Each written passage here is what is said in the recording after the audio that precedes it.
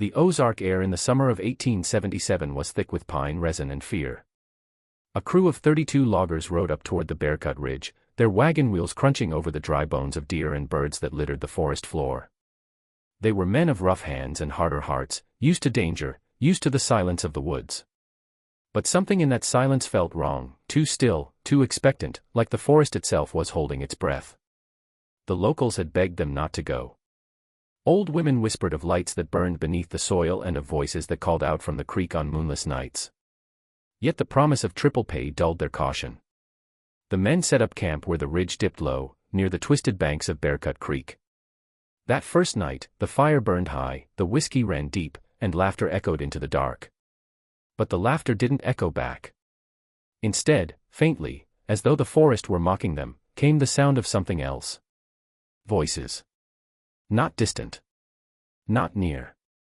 Just there. When the morning came, one of them was gone. His cot still warm, his boots neatly placed beside it, as if he'd simply stepped away for a breath of air and never returned. The men searched until dusk, but all they found was his axe, lodged deep in a tree that bled sap like it was alive. That night, the forest sang again. The melody was low, broken, and full of names no man should have known. By the time the sun rose on the fifth morning, the ridge had claimed more than half of them, and what crawled out of those woods weeks later wasn't entirely human. Something in Bearcut Creek had been waiting. And once the men disturbed it, the woods remembered. In the late summer of 1877, when the air over the Missouri Ozarks hung heavy with the smell of sap and soil, a lumber company based out of Springfield struck gold, or at least, that's what they believed. Vast stretches of untouched oak and pine loomed along Bearcut Ridge, a region so deep within the Ozark wilderness that maps refused to mark it clearly. The timber was said to be some of the oldest in the state, perfect for building railroads and river docks, and the company was desperate to expand before winter storms froze the supply lines. They announced a bold contract that spread through the local taverns and churches like wildfire, triple pay for any man willing to work the ridge for 3 months. It was an offer almost too good to refuse, and within days, 32 men signed on, some seasoned loggers, others farmhands seeking fortune, and a few drifters with nothing to lose. The men gathered at the small depot on the edge of Ozark County, their axes gleaming, their faces rough with the kind of hunger that only comes from poverty and whiskey promises. The foreman, a broad-shouldered man named Luther Hale, carried the company's seal and an iron will. He warned the men that the ridge would test them more than any other job they'd had, but his voice betrayed a flicker of unease. Even he had heard the rumors. Locals called Bearcut Creek the throat of the mountain, a place that swallows sound and spits back silence. Some claimed that no birds nested there, no deer grazed near its banks, and the few hunters who ventured too far never returned. Still, the paycheck outweighed superstition. The lumber company's executives dismissed the stories as backwoods nonsense. They'd never seen the way mist curled around those trees or heard how the wind up there didn't blow, it whispered. The deal was simple: set up camp by the creek, clear the lower forest, and mark new logging paths before the first frost. Each man received half his pay in advance, the rest upon return. That night, the tavern buzzed with laughter and clinking glasses as the 32 men toasted to fortune, drowning out the anxious murmurs of the townsfolk who watched them leave. The following dawn, they loaded their wagons and rode into the hills, following a narrow trail that disappeared into a canopy so thick the sunlight dimmed before noon. The sound of their axes, their voices, even the wheels against the dirt faded as they climbed higher, until it seemed the forest had swallowed them whole. None of them could have known that the contract they signed was not with the lumber company alone, but with something much older, waiting deep in the shadows of Bearcut Ridge. The night before their departure, the tavern in the small Ozark town of Milford was alive with noise. Men drank and laughed, boasting about how quickly they'd fill their pockets once the job was done, but at the corner of the room sat a handful of locals who didn't share in the cheer. These were old mountain folk, trappers, hunters, and widows who'd lived long enough to know what places were best left untouched. When the foreman, Luther Hale, mentioned Bearcut Creek by name, the laughter dulled just a little. A man with one good eye and a voice rough as gravel leaned forward and told them that the last crew who went up the ridge had never come back down. That had been nearly 30 years ago, when another company tried to harvest those same woods. All they ever found were a few rusted tools scattered in the dirt and a campsite overtaken by vines. There wasn't a single trace of the men who'd used them. At first, the loggers dismissed the tale as backwoods folklore, but the old man kept talking, his words thick with whiskey and warning. He said that sometimes, if you camped too close to the creek, the forest would stop breathing. No wind, no birds, no insects, just silence so heavy it felt like something was listening. Others joined in, whispering about lights that flickered deep among the trees at night, about voices that called from the water in tones too human to belong to animals. One woman, her hands trembling around a chipped mug, claimed she had seen one of the lost men years later wandering near the ridge, barefoot, eyes blank as if the world had drained out of him.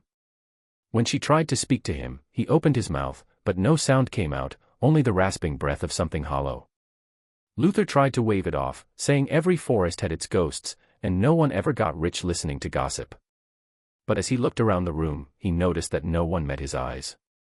Even the barkeep, a stoic man known for serving soldiers and drifters without flinching, refused to pour them another round until they swore they'd camp far from Bearcut Creek.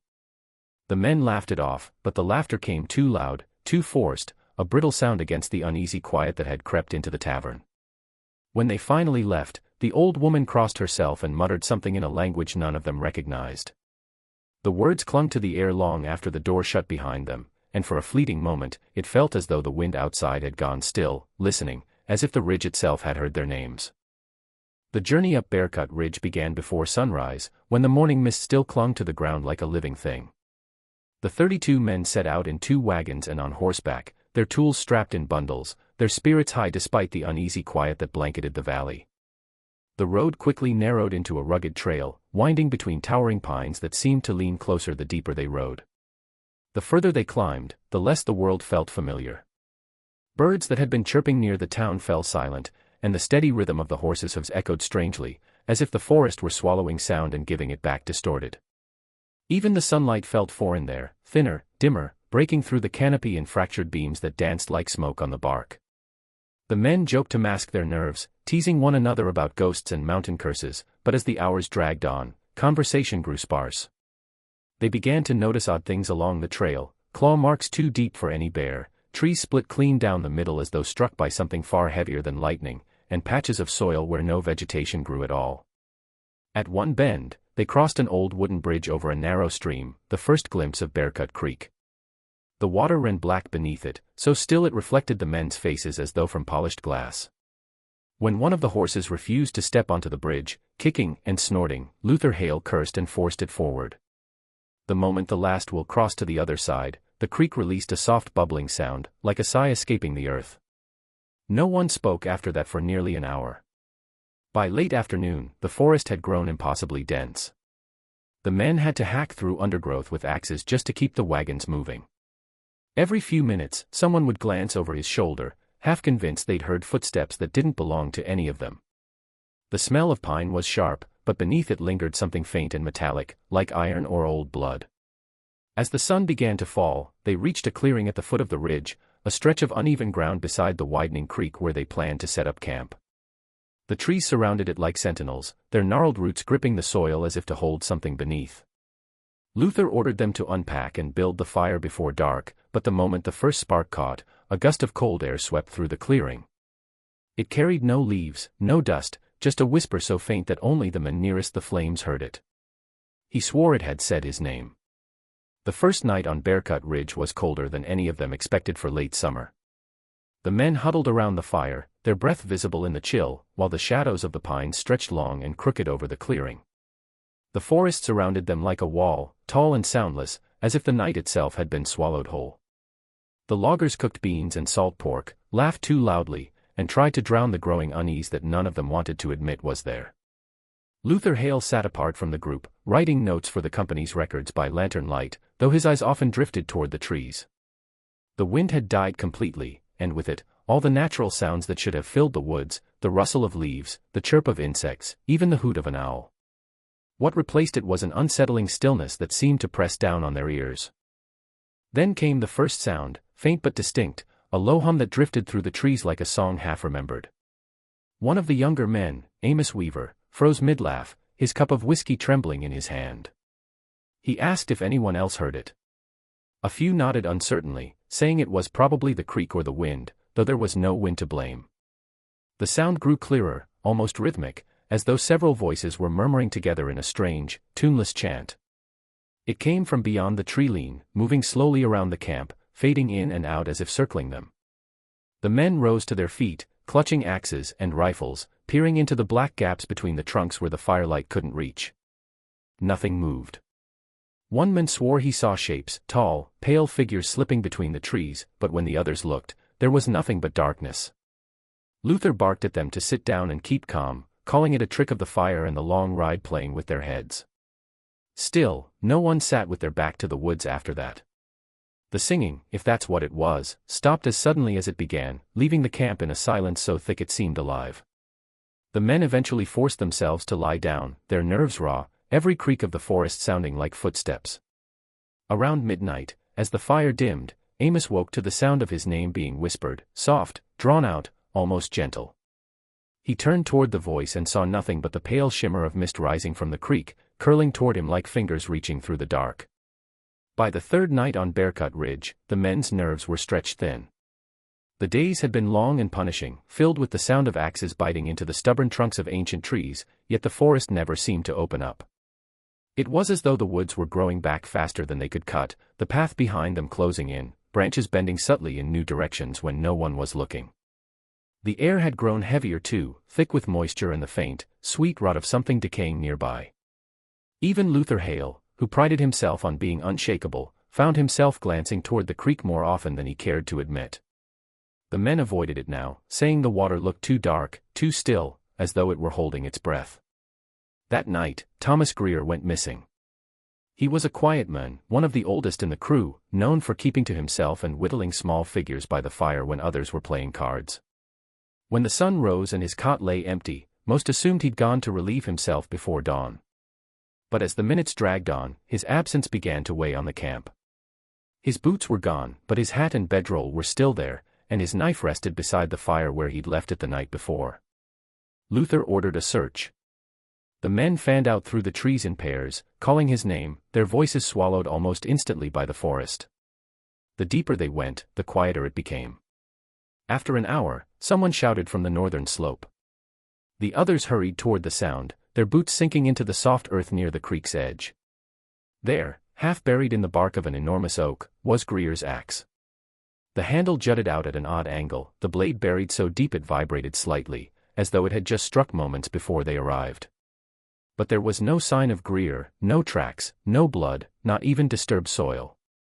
One of the men touched the axe handle and pulled back instantly, swearing that it was warm, almost hot, despite the chill in the air. Luther told them to pull it free, but when they tried, it wouldn't budge. It was as if the wood had grown around it overnight. The men returned to camp shaken and silent, their faces pale in the firelight. That evening, none of them spoke Greer's name again. When darkness fell, the sound returned, the faint humming they'd heard before, now lower, closer, and distinctly human. The men sat wide-eyed, staring into the trees, until one of them swore he heard a voice whisper from the dark. It wasn't a stranger's voice. It was Thomas Greer's. By the third night, exhaustion had settled over the camp like a sickness. The men had been cutting through the dense Ozark timber for 2 long days, yet the forest seemed to resist them at every swing. The trees grew thicker, the roots deeper, and the underbrush more tangled with every passing hour. Even the sunlight struggled to reach them, filtering through the canopy in dull streaks that turned everything the color of old copper. The laughter and crude jokes that had once filled their evenings had faded. Now they sat around the fire in uneasy silence, their eyes constantly flicking toward the tree line. The feeling that something unseen was watching them had become impossible to ignore. Thomas Greer was the first to vanish. A quiet man with a stooped back and a steady hand, he had spent the day sharpening axes and patching gear, humming under his breath while others worked. When night fell, he sat closest to the fire, carving small wooden charms with his pocket knife, tiny, crooked crosses that he handed to the younger loggers with a tired smile. No one knew why he did it, and no one thought to ask. When the men finally turned in, Greer stayed behind, saying he wanted to finish his last piece before sleep. By morning, his cot was empty. At first, the men assumed he had gone to fetch water or scout the tree line, but an hour passed, then 2, and there was still no sign of him. Luther Hale gathered a search party and sent them out in groups of 3. They combed the nearby woods, calling his name, marking trees to keep their bearings, but the deeper they went, the more disoriented they became. The air was unnaturally still, and their shouts came back to them in faint, distorted echoes. Then, near the base of an enormous oak overlooking Bearcut Creek, one of the men found Greer's axe buried deep in the trunk. It had been driven in with such force that the handle quivered as though it had just struck seconds ago. The blade was slick with sap that glistened like blood in the weak daylight. There were no tracks, no signs of a struggle, only a patch of disturbed soil leading toward the creek before vanishing entirely. When the men returned to camp, their faces were drawn and pale. No one spoke of what they'd seen, but that night, as the fire burned low, someone swore they heard Greer's voice beyond the trees, soft, strained, calling for help. A few men rose to look, but Luther barked at them to sit down. The forest fell silent again, and the fire crackled as though it were breathing. None of them slept until dawn. The morning after Thomas Greer vanished, the camp awoke to a sound that none of them could explain. It wasn't birdsong or the wind through the pines, it was the low, steady rush of water from Bearcut Creek, louder than before, as though the forest itself had opened a vein. When the men approached the banks to fill their canteens, they stopped dead in their tracks. The creek, once dark and clear, now shimmered red beneath the weak morning light. At first, they thought it was the reflection of the sunrise, but as they crouched closer, the color didn't shift with the angle of light. The water itself was red, murky, dense, and slow-moving, like something thick mixed within it.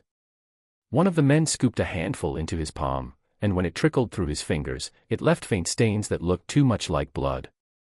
Panic broke out in small, uneasy murmurs. Luther Hale tried to keep order, swearing it was iron runoff from the soil, nothing more than minerals stirred up from upstream, but even he didn't sound convinced. The smell rising from the creek wasn't metallic, it was sour, sharp, and heavy, like rot that had been trapped too long underground. They followed the creek upstream for nearly half a mile, hoping to find the source of the discoloration. The deeper they went, the quieter the woods became, until even their footsteps seemed muffled. Then they reached a narrow bend where the water flowed slower, pooling near a cluster of jagged stones. There, tangled among the reeds, they found animal carcasses, raccoons, birds, and something larger that might once have been a deer. Their bodies were bloated, their skin torn in strange, circular patterns as though gnawed by something with teeth too wide for any natural predator. None of the men could bring themselves to touch the water again after that. When they returned to camp, the mood had shifted from fear to something closer to dread. The fire would smoke but wouldn't catch flame, and even the horses refused to drink. One of the younger men swore he saw a figure kneeling by the water's edge just before they left the creek, but when he looked again, it was gone. By nightfall, the stench had drifted up through the trees, seeping into the air around camp, clinging to their clothes, their hair, their skin. The men avoided the creek altogether, yet some claimed they could still hear it, gurgling faintly, as if whispering beneath the earth. That night, when Luther lay awake listening to the strange rhythm of that unseen current, he could swear that the sound matched the pace of a heartbeat. Late the next afternoon, the men stumbled upon something that froze the last bit of courage left in them. They had been following a set of deep tracks in the soft earth, thinking they might belong to one of the missing mules that had broken loose the night before. The tracks led them through a stretch of forest where the trees grew unnaturally close together, their trunks twisted and blackened as if scorched long ago. The air there was thicker, heavier, carrying a smell that was part smoke, part decay. When they finally reached the end of the path, they found an old shack slumped against the hillside, its roof half caved in, its door hanging open. No one could remember it being marked on the company's maps, and it didn't look like any hunter's cabin. The boards were gray with age, and the windows were covered with something that looked too much like dried skin to be cloth. Luther told the men to stay back while he approached. Every step toward the door made the air colder. When he finally pushed it open, the hinges gave a shriek that sent crows bursting from the nearby trees. Inside, the stench was unbearable. The floor was covered in bones, hundreds of them, bleached white and stacked in small piles. At first, they thought they were animal remains, but when one of the men knelt to pick up a skull, he froze. It wasn't animal. It was carved, reshaped, the snout broken down, the sockets widened to resemble something eerily human. More bones hung from the rafters, bound together with what looked like braided sinew. On the far wall, words had been scratched into the wood in long, jagged letters, repeating the same pattern over and over in a language none of them recognized. The letters seemed to spiral inward, circling a blackened hole at the center of the wall where the wood had been burned straight through. No one spoke for several minutes. Luther tried to make sense of it, muttering that maybe the place belonged to trappers or cultists, but his voice was shaking. One of the men pointed out that some of the bones still had bits of fabric clinging to them, the kind the loggers wore. When they stepped outside again, the forest felt different. The air was colder, the light dimmer, though the sun had not yet set. As they walked back toward camp, they realized the woods had gone utterly silent again. Not a single bird, not even the sound of branches swaying. Just the steady crunch of their boots and, somewhere behind them, the faint creak of the shack door closing slowly on its own. That night, after finding the shack, none of the men could sleep. The fire burned low and mean, throwing long, distorted shadows across their faces. They spoke little, their nerves stretched thin by exhaustion and fear. Every few minutes, someone would glance toward the trees, as if expecting to see movement in the dark. The woods, however, remained utterly still, pressing against the edges of the camp like something alive and listening. Even the horses had gone quiet, standing rigid, their ears twitching toward sounds only they could hear. When the wind finally began to stir, it didn't sound right. It wasn't the rustle of leaves or branches creaking, it was softer, closer, like a whisper carried from far away. At first, they thought it was the wind playing tricks, until one of the younger men, Caleb, went pale and dropped his tin cup. He swore he heard his mother's voice calling his name from somewhere beyond the firelight. The others laughed nervously, saying he was overtired, but then another man froze and turned his head toward the trees. He said he heard his daughter crying. Soon, more of them began to hear it, voices weaving through the forest, faint and familiar, calling softly from every direction. Some were gentle, pleading, others sharp and desperate, echoing names that only the men themselves would recognize. The sound wasn't constant, it drifted, fading in and out, as though circling the camp in slow, deliberate steps. Luther tried to keep control, shouting at the men to stay close to the fire, but the fear had already taken root. One of the loggers broke from the group, running toward the tree-line despite their protests. His lantern light bobbed wildly until it vanished between the trunks. Moments later, his screams tore through the silence, raw, terrified, and short-lived. The sound of his voice stopped as suddenly as it began, replaced by the faint hum of those other voices, now closer, more insistent. The fire flared, snapping sparks into the night, and several of the men swore they saw shapes moving just beyond the light, thin, gray silhouettes that slipped between the trees without sound. By the time Luther managed to get the men back under control, 2 more were missing. The forest fell silent again, as if satisfied. No one dared to speak after that. They sat around the dying fire, clutching their weapons, eyes darting toward the darkness that pressed closer with every hour. Somewhere far off, a whisper rose again, soft and unbroken this time, and though no one could make out the words, each man felt sure that the voice was speaking directly to him. When the 5 survivors finally came down from Bearcut Ridge, they looked less like men and more like something dragged out of a nightmare. Weeks had passed since the 32 loggers had first gone up, but by the time the search party spotted movement near the tree line, the woods had already taken back the road leading in. The 5 emerged just after dawn, stumbling, filthy, and silent. Their clothes were torn to rags, their skin smeared with mud and streaks of dried blood. Their eyes were hollow and unfocused, like men who had seen something their minds refused to understand. None of them carried tools or supplies, not even their axes, and the only sound they made was the rasp of their breathing. The sheriff of Milford rode out to meet them, calling their names, but not one answered. When he reached them, he realized that all 5 were barefoot, their feet shredded and blackened as if they'd walked for days through fire and glass. They were brought into town and taken to the old courthouse cellar, where doctors tried to question them. Not a single one could speak. Their throats moved as if they were trying, but no sound came out. One of the doctors swore he saw their lips moving in rhythm with something unseen, as though they were repeating a word they could not control. Their fingernails were packed with dirt and blood, and the palms of their hands bore strange crescent-shaped scars, as though they had been clawing at the ground or at themselves. The sheriff kept asking what had happened to the others, where they had gone, but the men only stared at him with the dull terror of hunted animals. When he showed them a map and pointed to the ridge, all 5 began to tremble violently. One fell to his knees and started scratching at the floor, drawing circles over and over again until his fingers bled. That night, one of the survivors disappeared from the courthouse. The lock on the door was still in place, and the guards swore no one had entered or left. All they found in the morning were muddy footprints leading from the cell window to the edge of Bearcut Creek, which now ran black as pitch. The 4 remaining men were moved to a sanatorium in Springfield, where they lived out their days in near silence. Those who cared for them said they would sit motionless for hours, their eyes fixed on the dark corners of the room. Sometimes, late at night, the nurses claimed to hear them whispering again, barely audible but in perfect unison, as if answering someone only they could hear. More than a century after the tragedy on Bearcut Ridge, the story had faded into a ghost tale whispered in the Ozarks, something to scare tourists and schoolchildren. Most people dismissed it as frontier folklore, a cautionary tale about greed and wilderness.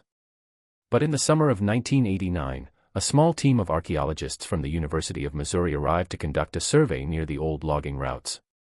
They weren't looking for the lost camp, they were tracing early industrial activity in the area. The ridge, however, had its own way of revealing what it wanted seen. The forest canopy was still unnaturally dense, and the air there felt thick, heavier than it should. The equipment often malfunctioned, compasses spun erratically, and the ground gave off an odd vibration, like a heartbeat buried beneath the soil.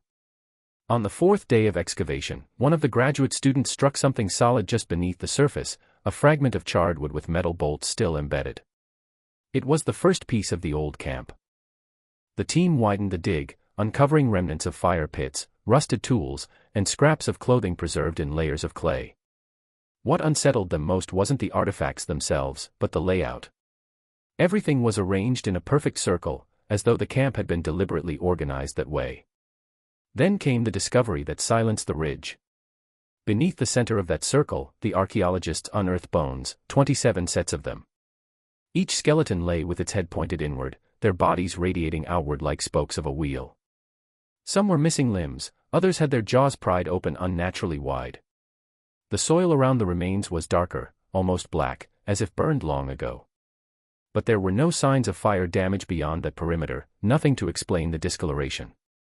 At the base of each grave, the team found a wooden carving, small, crudely made, shaped like a mouth frozen in a silent scream. The carvings had been placed with precision, one beneath each skull.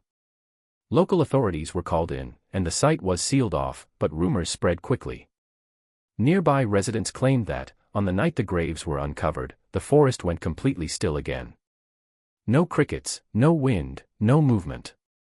Some said they heard faint voices rising from the ridge, men shouting, axes striking wood, and then silence, followed by a single whisper carried on the breeze. The dig was abandoned within a week, the equipment left behind, and to this day, no one has dared to return after sunset. Those who live near Bearcut Creek still say the forest remembers, and when the wind shifts just right, it speaks the names of the 32 men who never truly came back down.